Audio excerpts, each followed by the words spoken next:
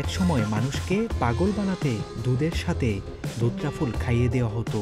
বিষাক্ত এই ফুলের উপাদান দিয়ে বানানো হচ্ছে ভয়ঙ্কর শয়তানের নিঃশ্বাস ড্রাগ, যার স্পর্শে আসলে হারাবেন নিজের নিয়ন্ত্রণ। একটা সময় ঢাকাতে থাকলেও পুরো দেশে ছড়িয়ে পড়ছে ভয়ঙ্কর এই মাদক স্কোপোলামিন। মূলত অপরাধীরা এই মাদকের মাধ্যমে টার্গেট করা মানুষকে নিয়ন্ত্রণে নিয়ে ছিনিয়ে নেয় সবকিছু। স্কোপোলামিন মূলত পাউডার হিসেবে প্রতারণার কাজে ব্যবহার হচ্ছে। ভিজিটিং কার্ড, কাগজ, কাপড় কিংবা মোবাইলের স্ক্রিনে এটি লাগিয়ে কৌশলে টার্গেট করা ব্যক্তিদের নিঃশ্বাসের কাছাকাছি আনা হয়। এই মাদক নিঃশ্বাসের সঙ্গে ঢুকলেই মাত্র 10 মিনিট বা তারও আগে প্রভাব ফেলতে পারে। মেমোরি আর ব্রেন তখন সচেতনভাবে কাজ করতে পারে না।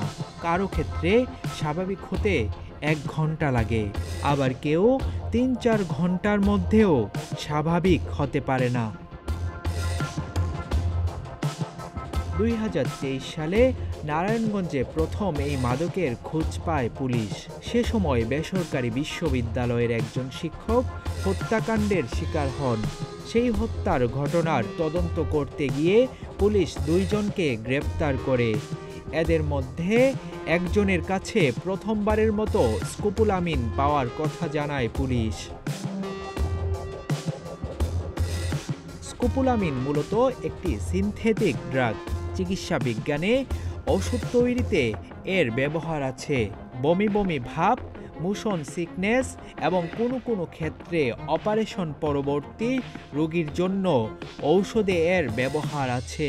তবে এটা প্রাকৃতিক কোনো উপাদান নয়, বরং প্রাকৃতিক উপাদানের সঙ্গে আরও কিছু যোগ করে কৃত্রিমভাবে স্কোপোলামিন তৈরি করা হয়। এটা তরল এবং পাউডার 2 রূপেই পাওয়া যায়।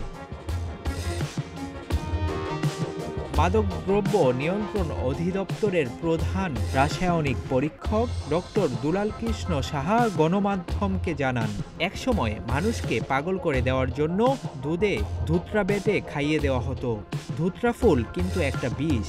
ওই ফুলের উপাদান নিয়েই মাদক বানানো হয়। ভয়ঙ্কর এই মাদকটি দ্বিতীয় বিশ্বযুদ্ধের সময় গোয়েন্দা সংস্থাগুলোতে ব্যবহারের নজির আছে। তখন এর ব্যবহার হতো লিকুইড হিসেবে, ইনজেকশনের মাধ্যমে। কিন্তু বর্তমানে মেক্সিকোর মাদক কারবারিরা পুরো বিশ্বে এটি ছড়িয়ে দিচ্ছে। বাংলাদেশে শুরুতে ঢাকায় স্কোপোলামিন ব্যবহার করে প্রতারণার অভিযোগ পাওয়া গেলেও বর্তমানে ঢাকার বাইরের জেলাগুলোতেও এমন ঘটনা ঘটছে। সম্প্রতি কেরানীগঞ্জেও এমন প্রতারণার শিকার হয়েছেন মিনারা বেগম নামের এক নারী। দেশে ব্যাপক আকারে ছড়িয়ে পড়া এই ড্রাগ নিয়ে সচেতনতার বিকল্প দেখছেন না অপরাধ বিশেষজ্ঞরা। তারা বলছেন এই মাদকের ক্ষতির দিকগুলো মাথায় রেখে সবাইকে সচেতন থাকতে হবে। আবু বক্কর রায়হান, প্রতিদিনের বাংলাদেশ।